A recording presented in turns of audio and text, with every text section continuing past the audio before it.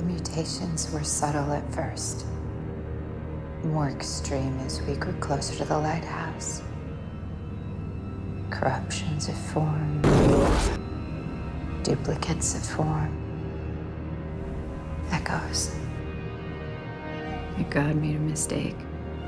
God didn't make mistakes. It's somewhat key to the whole being a God thing. Pretty sure he does.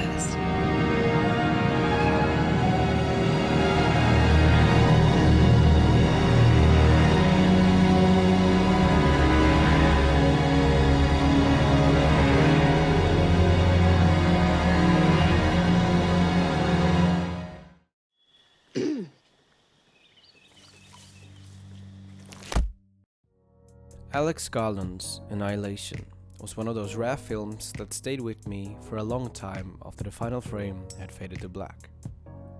With a unique narrative and a final act that asks more questions than it answers, Annihilation is an ambitious film that's certain to be discussed long after you walk out of the cinema, or after you log out of Netflix, depending on where you live. The main talking point about the film is the controversial ending, and because of how differently told the ending is compared to the rest of the film, it is ultimately a hit or miss. People seem to have either loved it or hated it.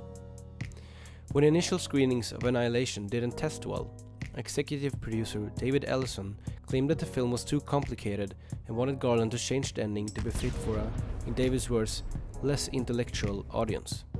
But Garland refused. When Garland won the battle and managed to retain his original ending, Paramount answered by circumventing Garland and cancelling Annihilation's international theatrical release, and instead selling the film to Netflix. In an interview with Metro, Garland explains that he has nothing against the streaming services, but that the film was made from start to finish for the big screen, and that he regrets that people won't be able to see Annihilation in cinemas. When he was asked about the deal, he said, "It was done for money. It is Hollywood, for fuck's sake. It's always about money." But I believe that the controversial ending really elevated the film and kept it on my mind for weeks after my first watch. Particularly because of how well the film manages to explore the big themes and questions that it tackles by telling the final act simply through images. While some concepts in the film are explained flat out through dialogue, the ending is deliberately ambiguous by using what in my eyes is the true power of the audiovisual media of film. To simply show the audience the scenario play out and letting them find answers and meaning through the imagery themselves, rather than making a statement through dialogue. To me it seems that if you want everything explained in words, you might as well read the book. What I do is I know that we're posing questions, but I don't aim to answer the questions by statements, but more by inference. So the answers to the questions that are posed are all contained within the film, but it just puts faith or belief in a certain kind of viewer that is not just there to be spoon-fed and be given everything, but actually enjoys the sense of feeling meaning float out of something rather than being stated. And maybe the meaning or the implications of some things aren't even fully realized within the act of watching the film, but there's something about the film that lives on, and then inferences can be drawn later. It's that sort of presentation of a film rather than here's a full circle, receive it, enjoy it, leave. But before we get to the final act, it's important to understand how Garland prepares for the ending by properly setting up the themes and questions earlier on in the film. To make sure that the dialogue-free climax doesn't become incoherent, he makes sure that every element of the film, the entire way through, follows the themes without getting sidetracked. While this might be partly to blame for some of the film's biggest flaws, particularly some flat characters and bad expository dialogue, I'm a physicist. I came straight from my Cambridge postdoc. She's very smart.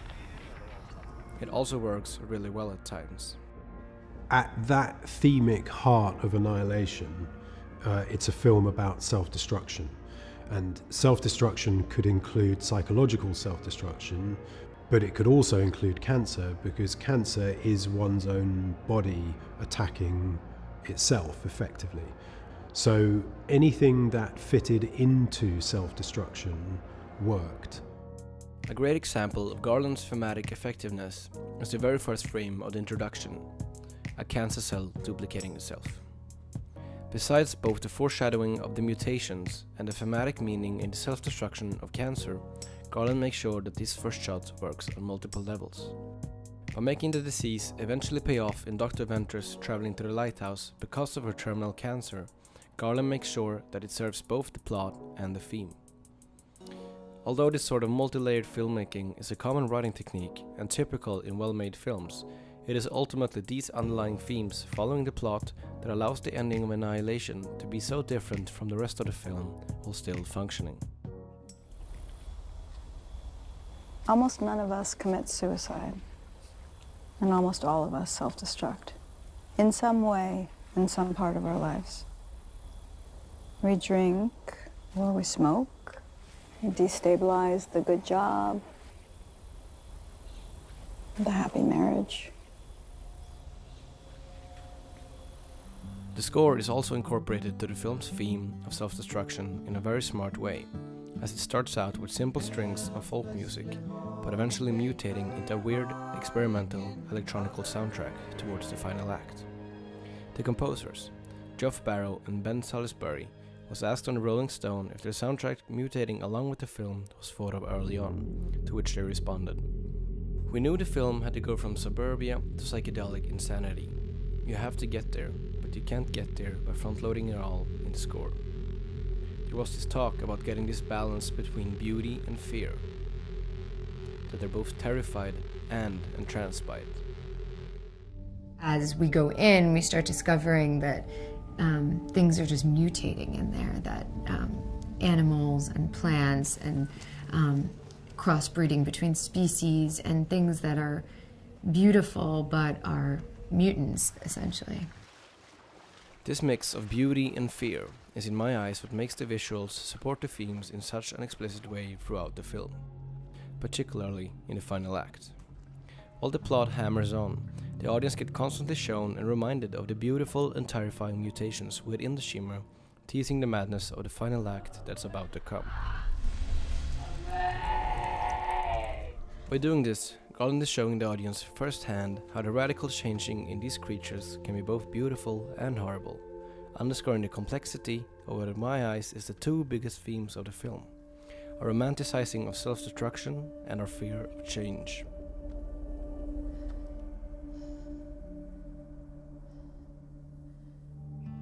Annihilation really refers to these sort of self-destructive tendencies that we all have, and it is bizarre, when you know that our species is, well, every living being is just trying to survive, and that we're supposed to be biologically just doing anything we can to survive, and yet we do things we know are bad for us.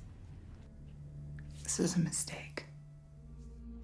To me, some of it, hopefully all of that, and also the nature of change, of being confronted with change, which is change of things around you and also your own change, which I guess broadly you could call mutation, but that kind of stuff.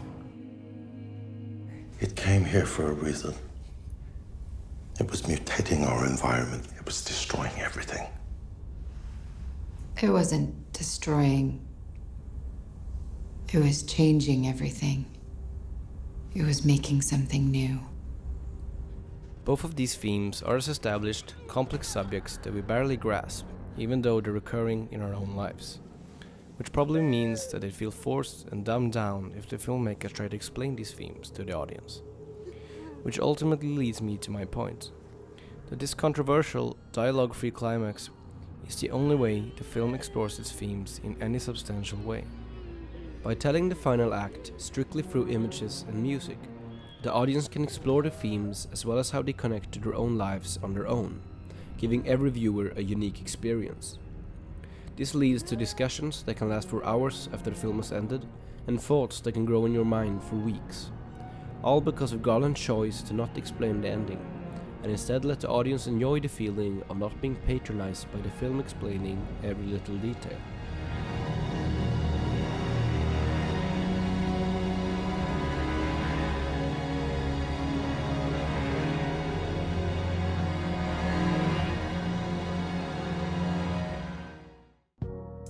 Besides some seriously frightening and some impressively beautiful imagery, it is Garland's approach on how to explore the themes that make Annihilation so memorable. And while Annihilation, like any other film, has its flaws, particularly some blunt dialogue and a couple of undeveloped characters, Garland utilizes the full power of the audiovisual media of film by tackling the questions posed simply by letting the climax play out in front of the audience and letting each individual create their own answers and thoughts on what happened. I believe that we as moviegoers have to keep supporting films and filmmakers that dare to challenge the boundaries, and let studios know that films like Annihilation deserves to be seen in cinemas. In an industry dominated by cinematic universes and sequels, original films that dare to take risks are needed to make sure that the medium keeps evolving. And even if the audience is shaken and confused when the film ends, the powerful visuals will hopefully stay with them long after the film has ended, slowly developing the answers to the heavy questions that the film has planted in their minds.